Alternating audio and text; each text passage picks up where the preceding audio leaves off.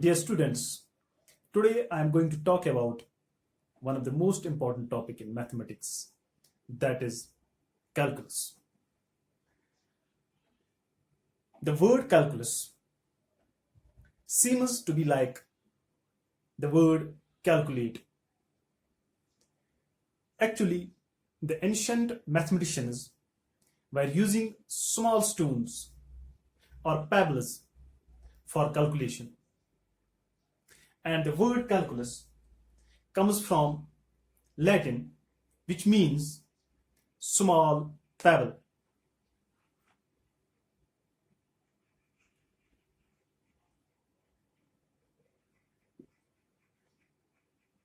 Or we can say it is like understanding something by looking at its small pieces.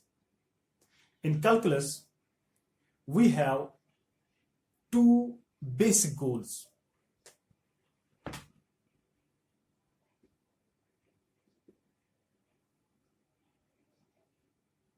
And those are,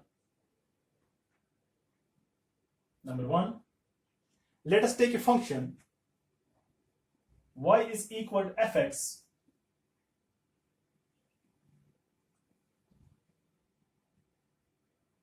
we draw its graph.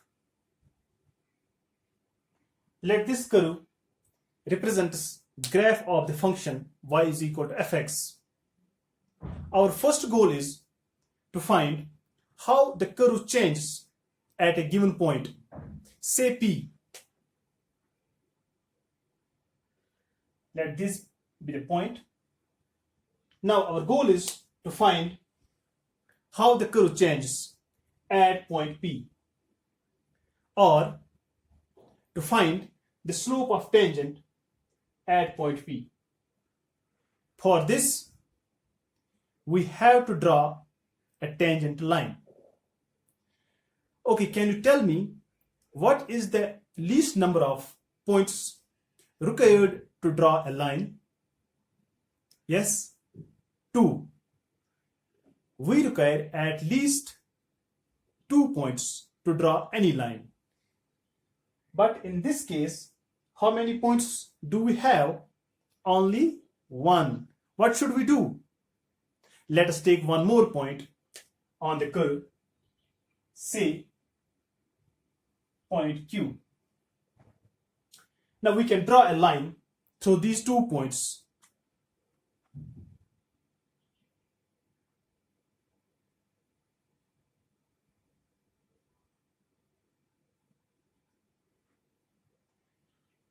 But this is not a tangent. This is a secant, as it meets the curve at 2 different points. Our goal is to find slope of tangent at point P. Now look here. Is the slope of secant good approximation for the slope of tangent at point P? Not so good. So what should we do? Since we have to find slope of tangent at point P is a given point, we consider this point as a fixed point. And since we can take the point Q anywhere on the curve, so we consider the point Q as variable point or movable point. Now let us move point Q towards P along the curve. Now we move it from this position to this position, and we will get a secant like this.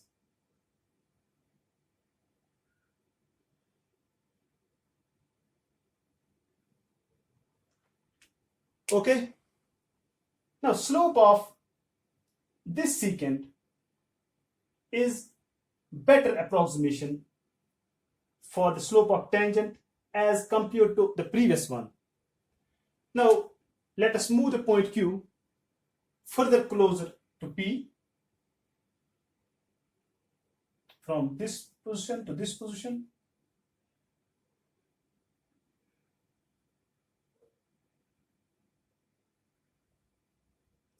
Let us repeat the process.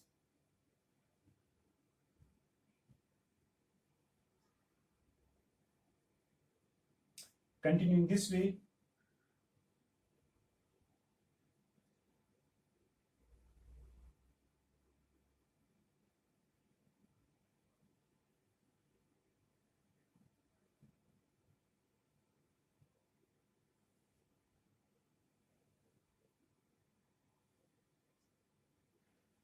Okay. As we move point Q very close to point P, or sufficiently close to point P, or we can say as close as we can, then the secant rotates and becomes identical to the tangent at point P. Okay.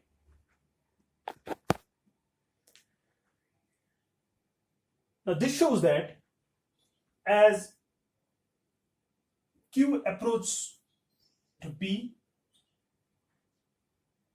that is Q comes very close to P, sufficiently close to P, the slope of secant approach to slope of tangent at P. So in this way, we have accomplished our first goal. Now the technique that we have used by bringing the point Q very close to P, so that slope of the secant approaches to the slope of tangent, we call this technique as limit.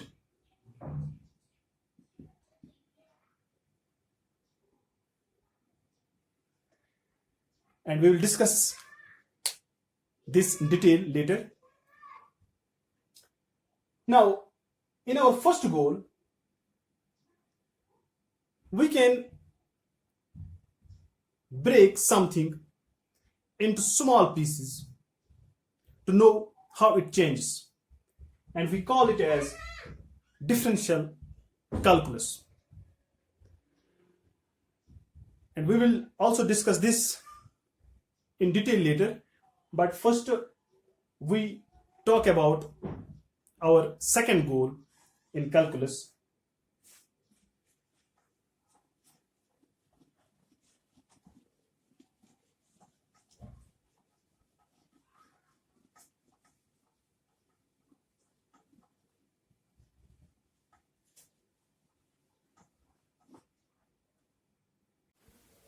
Now, for second goal of calculus, let's take a function y is equal to fx. We draw its graph. Let this curve represents graph of the function y is equal to fx. Our second goal is to find area under this curve between two given points, say A and B.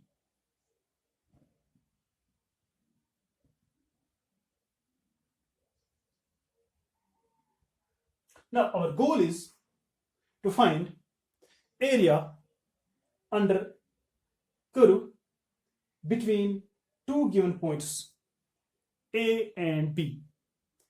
So let us complete a rectangle. Now we can easily find area of this rectangle, but is area of the rectangle a good approximation for the area under curve between two points A and B? Not so good, as there is much area that is left outside the rectangle. So let us increase the number of rectangles. Instead of one, let us take two rectangles of equal width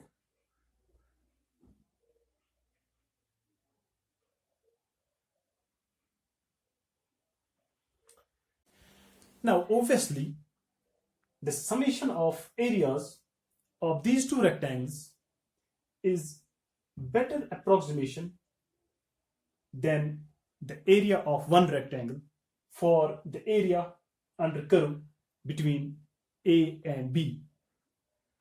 Now, if we increase the number of rectangles between A and B, let us see what will happen.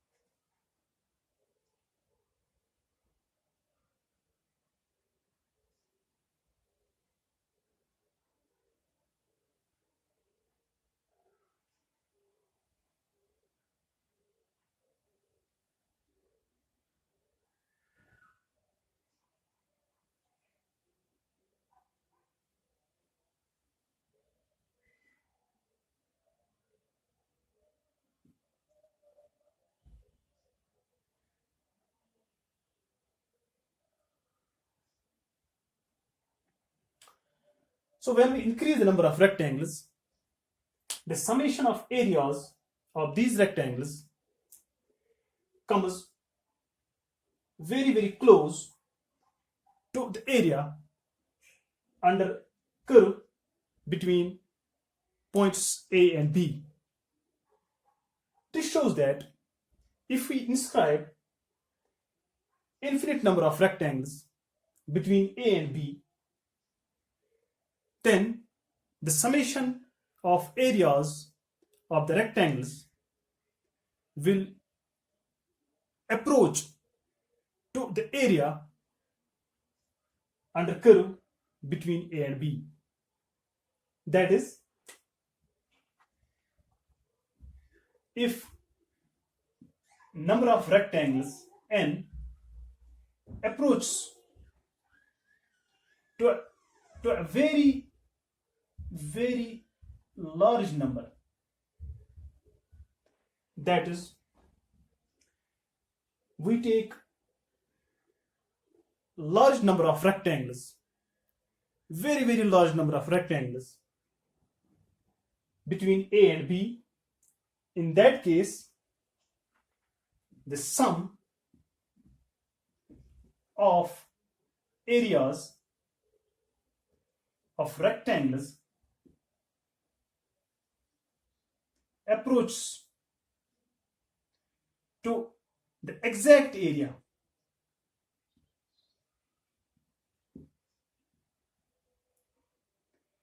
under curve fx between two given points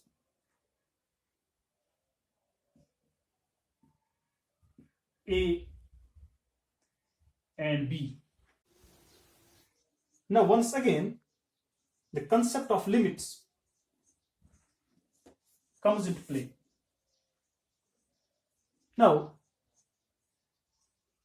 in our second goal, we join small pieces together to find how much is there. That is called integral calculus, and we will discuss it in detail later.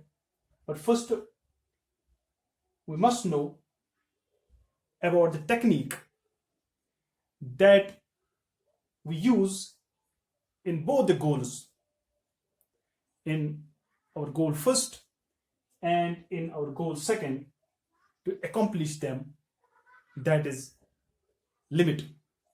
So let us talk about limits.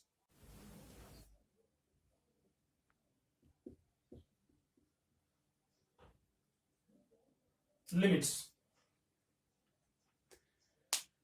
Now, limit is actually the fundamental building block on which all concepts of calculus are based. To understand limits, let us take a function y is equal to fx equal to x square. Now, if x approaches to 2, that is, x comes very close to 2, what will happen to fx? Let us see. We draw a number line. It is 2, it is 3, it's here 1, 1.5, 2.5. Now x can approach to 2 either from left, that is through the values which are less than 2, or it can approach 2 from right, that is through the values which are greater than 2. Okay, so let us check what will happen to fx when x approaches to 2.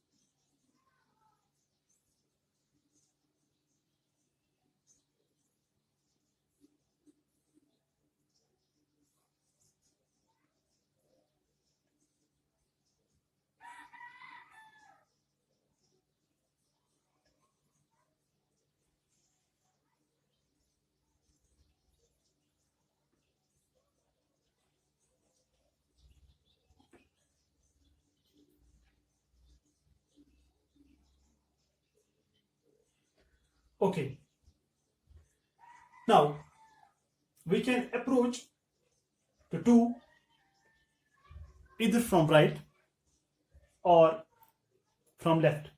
When we approach to 2 from left, that is through the values which are less than 2 but very close to 2, we can take 1.5,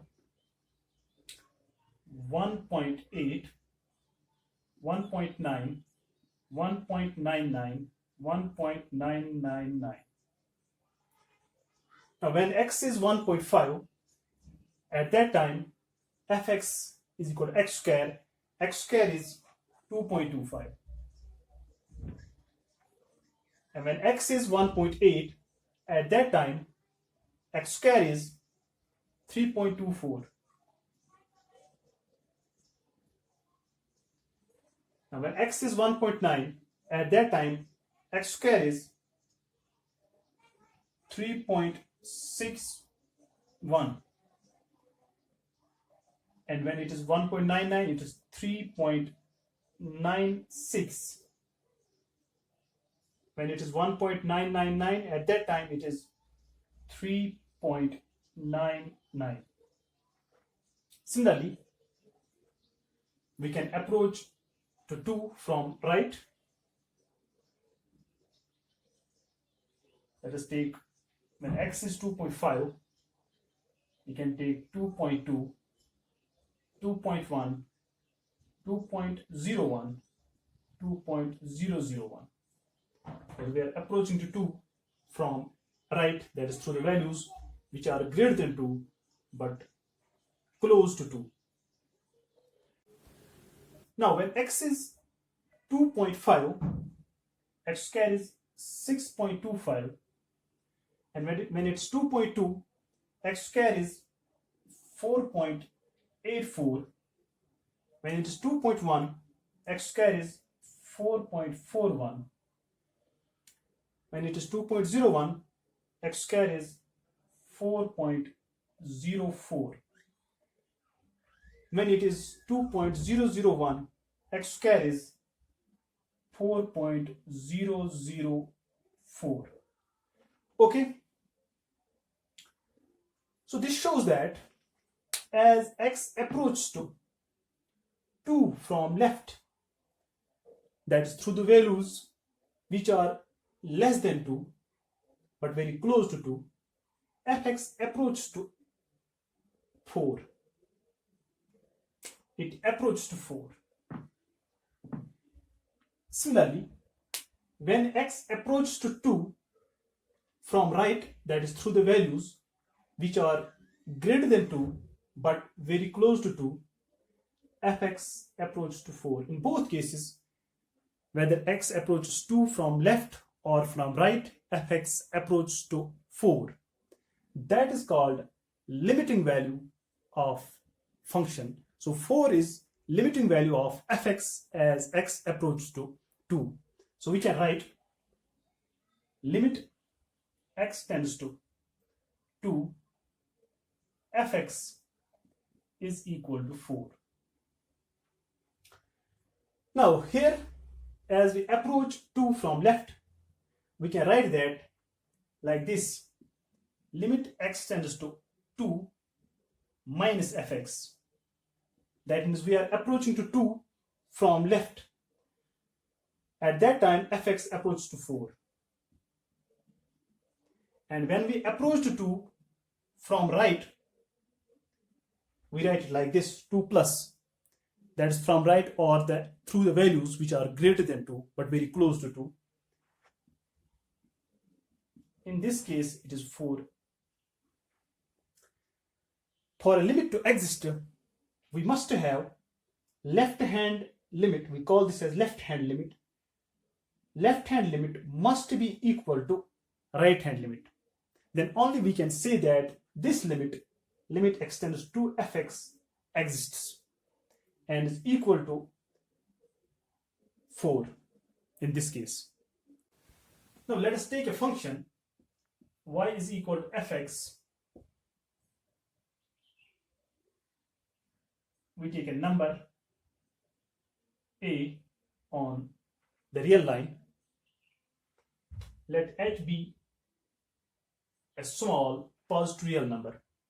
If we add this h to a, we will get a number greater than a, that is a plus h, but close to a. Similarly, if we subtract h from a, we'll get a number less than a, but close to a. Now distance between a and a minus h is h. Similarly, distance between a and a plus h is also h. If h becomes very, very, very small, then a minus h and comes very, very close to a. Similarly, a plus h also comes very, very close to a. When h becomes 0, in that case a minus h coincides with a, and a plus h coincides with a. Now to write limit x tends to a minus fx, that is left hand limit. That is when we approach a from left, that is through the values which are less than a but very close to a. Instead of this, we can write limit h tends to 0 f of a minus h, because as x approaches to a minus h also approaches to a when h approaches to 0. Similarly, limit x tends to a plus fx, that is when we approach a from right through the values which are greater than a, we can write this in this way: limit h tends to 0 f of a plus h. Now if this left hand limit and right hand limit, if both these limits are equal, say equal to L, then we can write limit x tends to a fx is equal to L. Now in this case, x is called limiting value of the function or limit of the function as x approaches to a. I think this is sufficient for today. We will continue this in our next lecture. Till then, take care of yourself, stay at home, and stay safe. Thank you very much.